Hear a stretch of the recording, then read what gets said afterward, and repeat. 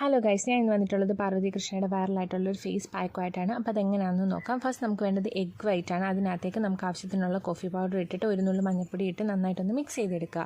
എന്നിട്ട് ഇത് നമ്മുടെ ഫേസിൽ അപ്ലൈ ചെയ്ത് കൊടുക്കുക. ഒത്തിരി ലൈറ്റും അല്ല എന്നാൽ തിക്കും അല്ലാത്ത ലെയറായിട്ടൊന്ന് ഇട്ട് കൊടുക്കുക. അതിൻ്റെ മുകളിലായിട്ട് ടിഷ്യൂ പേപ്പർ വെച്ചിട്ട് ഒന്ന് കവർ ചെയ്യുക. ടിഷ്യൂ പേപ്പർ വെക്കുമ്പോൾ ശ്രദ്ധിക്കേണ്ട കാര്യം ഒത്തിരി തിക്കായിട്ട് വെക്കരുത്, ഒന്ന് ലൈറ്റായിട്ട് വെക്കാൻ വേണ്ടിയിട്ട് ശ്രദ്ധിക്കുക. കാരണം എനിക്ക് അങ്ങനെ ഒരു അബദ്ധം പറ്റിയിട്ടുണ്ടായിരുന്നു.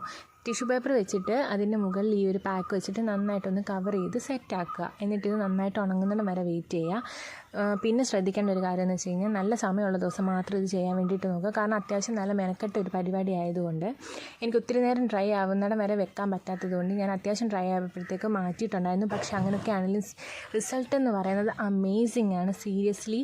കാരണം ഗ്ലോ തരും എന്നുള്ളത് മാത്രമല്ല, ഫുൾ ബ്ലാക്ക് ഹെഡും കളഞ്ഞിട്ട് സ്കിൻ നല്ല സോഫ്റ്റ് ആൻഡ് സ്മൂത്ത് ആക്കിയിട്ടുണ്ടായിരുന്നു. അപ്പോൾ എന്തായാലും മസ്റ്റായിട്ട് ട്രൈ ചെയ്ത് നോക്കുക. അപ്പോൾ അത്രയേ ഉള്ളൂ. ടാറ്റ.